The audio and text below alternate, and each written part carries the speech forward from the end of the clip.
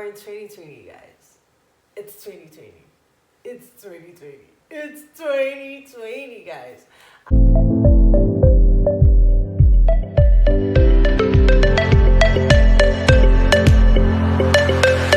Hi, guys. Welcome to my channel. Welcome back. If you've already subscribed, if you've not subscribed, welcome for the first time. I'm Florence K. Pretty much when you see my intro, you know everything I do on this channel. We're in 2020, guys. It's 2020. It's 2020. It's 2020, guys. And I'm so glad and happy that, I entered into this year in one piece. I entered my family, friends. I entered with you guys. The fact that you're watching me means you're in 2022. So I'm going to be sharing with you guys, five things we lacked in 2020 that I feel like I lacked in 2020, and I mean maybe most of you be able to relate or not, and how we plan on working on them like so fast this year, doing better. And you can ask yourself the question like, okay, why should I sit down here and watch this girl's video? Because a lot of people are doing this kind of thing, like it's the beginning of the year, so a lot of people are doing, oh, we want 2020. I'm not saying don't watch anyone's video, but the reason why you should sit back and watch this video is because this is a very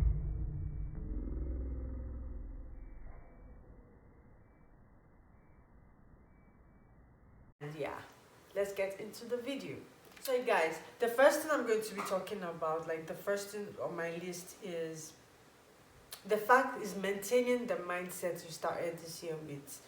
We start the year so I was like, you needed to see me first on January. I was, hey, come on, hey, come on, hey. I was dancing seriously and I felt so happy. I was talking to a lot of my friends, and we were talking about, oh man, this year is going to be so great. This year is going to be so great. And I was like, man, after talking to these people, I was like, calm down, Florence. This is what you do every year. You can tell yourself this year is going to be so great. But the issue is that we don't maintain this attitude and this mindset throughout the year because of, yes, issues come and the year is not looking like, oh, it's not going to be what we thought it was going to be. But the fact that keeping the same mindset throughout the year is very, very key and important. And honestly, I feel that is why people should do, this is my advice, you should get a vision board or a vision book. I heard about the vision book recently and I feel like that's more of my thing because I don't like just seeing things hanging around on my wall and all that. So get a vision board and put that in there, put what you want to do this year, put what you're seeing the year as this, you've prayed about like the certain things you want to do this year, or you've prayed for God to give you direction on what you plan to do this year, and just put it on that book, put it on that vision board and put it right in front of you. Let it be a routine that every morning that I wake up or every night before I go to bed, I don't know how it works for you, I would actually look at these things and remember that, you know what, this is the prize, this is what we're heading for. So you have to just keep your head in the game, because it's very easy to be all hyped at the beginning of the year, but maintaining it is the issue. So yeah, get a vision board, get a vision book, and that should do the trick, I think. And please, upstairs, just keep your head straight, and I feel like that should do the trick to help keep you very motivated. The second thing on my list is self-care. Oh my god, I feel like you cannot overemphasize self-care. Self-care, yeah, a lot of people went into self-care last year, 2019. A lot of people were like, oh, I'm going to take care of myself, I'm going to do this, I'm going to do that. But I feel like there is so much more into self-care that we're not paying attention to. Get the facials, get that relaxing massage, chill, watch some nice movies in your house, spend time with loved ones or spend time away from people. If it works for you, because I feel self-care is different for everybody, and what you think as self-care might not be the same thing for the other person. But there are certain things that I know that these things should be very important and very key in people's life as your self-care. Your self-care routine should be, one of your self-care routines should be actually, if you feel so drained and tired, you should actually sleep earlier. Take that extra hour of sleep, go to bed earlier than you used to, just to, relax yourself. Make sure you get that one more hour or 2 more hours of sleep, like, man. If anybody said that you want to be doing midnight call at your own risk, because I want to sleep, so get that extra hour of sleep. Leave a party early or a social gathering early if you have to, because your social energy battery has died or it's drained already. Just leave, because I do understand what social energy was until recently. Like me, I'm a person that likes to spend time with friends and family. I love to spend time with loved ones and everything. But all of a sudden, yeah, last year I was very emotionally up and down, like boom, boom, boom, boom, boom. I understood that, I really needed to just coil up back in my space, and my comfort space is my room. So you might have a different space that you find as your comfort space. It's not my entire house or anywhere else, but in my room. I just needed to be in my room on my bed, and I just feel more relaxed than I would ever be anywhere else until I find somewhere else that I'm more relaxed in. But for now, that is my comfort zone. And keeping that comfort zone tidy and clean, and just like staying in there and just relaxing. That is it. So if you have to leave a party early, I'm sorry to whoever might be mad, but you need to do that for your own mental health and your own self-care. Another thing that I would emphasize on for self-care is paying off that debt. I know we always try to push away our problems and not face our problems, because we feel like, oh my god, this thing is going to affect me mentally and everything. But there are some things you have to face on head on, unless they're going to remain there and they're going to bother you. There was a time that I was always like waking up, like I was always waking up with like a burden on my heart, like I had something to do, I had some bills to pay. And honestly, like paying off bills, it does a lot. Like just, whew, that is gone, that is off my table, that is off my list. Pay that bill, pay that debt. See, if you can self-care by cooking for yourself in the house, you don't really need to go out to buy food to self-care. But if you can afford that whilst paying your bill, okay. But paying off that debt is also self-care. So please, you guys should actually go into find out what self-care is for you and work on that this year, because we need to self-care this year, so that we would not be toxic to anyone around us, to our family, or even toxic to ourselves. So yeah, self-care is the second point. Number 3 would be put in the work. I know we all want to do the self-care, but there's a part in which we overdo the self-care, and you're self-caring too much that you don't even want to work anymore.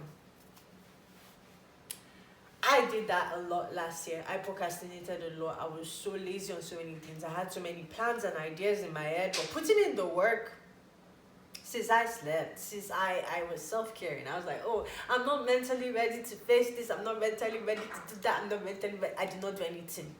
So honestly, you have to actually like put in the work this year, put in that extra, because when you sit down and you're like, oh my god, I actually did a lot this year, and thanks to God that all were a success. Or even if it wasn't a success, put in that work, getting that experience, learning something new. Put in that work this year, guys, because like the work will pay. You would be happy at the end of the day. Put in that work. For me, like it would, like another like the issue with putting in the work for me last year was, actually I would want to put in the work. I have the drive, I have the idea, okay, do it then. That's the issue. So I actually it's something you can use to help with that is getting someone you're accountable to. If you're accountable to someone, you have no choice but to actually do the work. You cannot just relax, you have to do the work. So getting someone that you're accountable to, not just getting a friend that you just be like, sis, I don't have time, or bro, I don't have time, and just the person will just be like, okay, oh. Get someone that you respect, someone you look up to, and that person would actually make you sit up and work. So get someone that you can be accountable to. Yeah, that is for putting in the work. So put in the work and get someone you're accountable to. Those things work hand in hand. So yeah, do that. Number 4. Number 4 would be not comparing yourself. Okay, this year we are not comparing ourselves to nobody. if you want to know someone that compares, I compare myself a lot, and like it was a very big issue in my life, like always comparing myself. And sometimes you compare yourself, and sometimes you talk yourself out of it. You talk yourself into the fact that you know what, you are made, you are wonderfully made and everything, and that you don't need to stress, like not like you don't need to stress over what someone else is doing. Honestly, it's like God was speaking to me recently, yeah, about this whole um comparison and everything, like comparing yourself to someone else. I sat down and I was just thinking, and like God has made you in your own way, in your own day. Because I was actually thinking, coming back onto YouTube after my long break was actually hard, because I felt like, oh, I was creative a little bit, but not creative enough. I wasn't like giving myself the like, oh, you're actually doing okay. You would learn, you would adjust, you would grow. No, I wanted to just like boom, boom. Just want that, I'm there, I have arrived. It doesn't work like that. And understanding that you have to put in, it matters on what you put into whatever you're doing, that's what you get. And honestly, God just helped me to understand that even if you guys are, you see everybody as starting at the same level as you, and they are doing way better. See, it's just that focus on your own craft and stop looking around to see what someone else is doing. Focus on your own craft, focus on what you're doing. And another thing that I got this year was understanding that everyone is not on the same level. Everyone has a certain way things will go for them, and it won't go that same way for you. Because I was always this person that that I felt like, oh, since we're the same age, since we're in the same kind of job, whatever, just kind of in the same place, where we're under the same nature and everything, things we just have to work the same way for us. And when you see someone doing better, you're like, oh, what's wrong with me? I just felt like I was in the same spot, but understanding that my time is different, and what someone else is struggling with is not what I'll struggle with, and what I'm struggling with is not what someone else will struggle with. When the time comes, the time will come. You understand? Not comparing yourself. So sometimes I talk myself, and I talk to myself. So I talk myself back into the fact that, okay, you're good. You're good enough for what God wants you to do, or whatever you're going to do in life. You're good enough. But the fact is that you really need people around you that would affirm those words back to you. Because trust me, when you're in the process of comparing yourself, you forget the fact that you're unique. You forget these things you said to yourself before. It's like so what I do this year, what I'm gonna do this year, and what I'm already doing this year is I have people that are close to me. I have friends, I have family, and I tell these people like, oh, you know what, we're good, we're this and this. And I tell them, I'm sorry, please, I need you to affirm these words back to me. I need you to say it back to me when I am going through issues. I mean, if you're someone that doesn't tell people about your stuff, you're always like isolated, and you don't share, or you don't tell your friends to affirm things back to you, you can actually put those little sticky notes on your wall or something, or in your bathroom whenever you're brushing or whatever, or doing the skincare routine. These things will remind you of who you are as a person and who you stand to be. So no comparison this year. God help us, no comparison this year. Another thing I'm going to be advising on is the thing that just sums all this up. Yeah, this is the last one. I think this is 5. The thing that just sums all this up is submitting to God. I mean, I'm Christian and I believe in Jesus. And honestly, like, submitting to God is like, just like, what? I have planned, I am ready to work, I am doing the work, but that the end from the beginning, how things are going to go. I mean, you will just help me make sure that I'm in the right track and I'm doing the right thing. So I'm going to submit this plan and this vision to you. Sometimes we make vision boards, yeah, we make visions for the year, and we do not actually like check it with God, that God, okay, there's something I read recently, and it was like, oh, give it to God and ask him to correct it.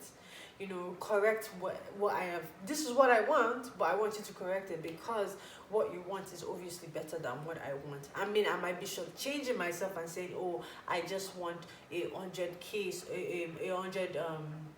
a thousand subscribers this year, when God actually wants me to have 5K subscribers. I mean, but yeah. So you just want to make sure, like, whatever you have in your vision board or your vision book, or whatever plans you have for this year, yeah, they are sealed up with God. And basically all I'm saying is that not everybody believes in God, but I believe in God, and that is something I'm doing. I'm submitting everything to Him, and I'm just making Him work on it. Lastly, to sum up what I'm saying this year is, I just hope that this year would be a beautiful year for all of us. I also hope that this year would actually, like, you know, um, you know, we would actually get to our goals and do everything we plan to do this year. And this year would be great. And it's the start of another decade, so it's not that, oh, it just has to be in 2020 or nothing. It could be in the next 10 years. Where do you see yourself? Actually sit down and plan those things out. So these are the five tricks and tips for getting our goals this year. First of all is maintaining that attitude throughout the year, which is going to be done by having a vision board or having a vision book, something that will keep you motivated. Another thing is self-care. Remember to self-care better and smarter. Do not under self-care and do not over self-care. So self-care, you know what I said. If you didn't hear it, go back and watch the video. So number 3 is putting in the work. You have to work. Put in that hard work. Do not slack this year, because you would want to see your actual work bringing in fruits for you. So put in the work. If you find it hard to put in work, get someone that you're accountable to. People that you're accountable to will put you in check. Number 4 is no comparison this year. We're not comparing ourselves to nobody. We are beautifully and wonderfully made. We are standing out, and we should do our craft and not be bothered about what someone else is doing. I'll put up a verse up here that my friend recently showed me, and that thing just got me in check. And if you find it hard to not compare yourself, get your friends around you or family around you that would remind you and affirm those words to you if you forget to speak those words to yourself. And even if you don't have friends or family around or people to support you, get sticky notes around that say these words of affirmation to you. Number 5 on the list would be, what was number 5? Submitting to God. That's the ultimate. That's what seals all this up. I mean, those are the only 5 things. That there's so much more you can do this year, and I would like you guys to advise me. Okay, what do you want me to do better this year on my YouTube channel? What would you like to see? Advise me on things that, tell me in the comment section, things that you're doing this year that you feel like this is the right way to do it, and these are the things to cover those holes, and things that will make you slack in those parts. Yeah, so I love you guys. Thanks for watching this video, and Happy New Year, and I wish this year will be glorious and blessed for all of us. I love you guys, and please remember to like, comment, subscribe, and watch any of my other videos, and I hope you enjoy. It's going to be a great year, I promise. I promise so much. It's going to be a great year. I love you guys. Have a nice whatever day, night, yeah, whatever. Bye guys.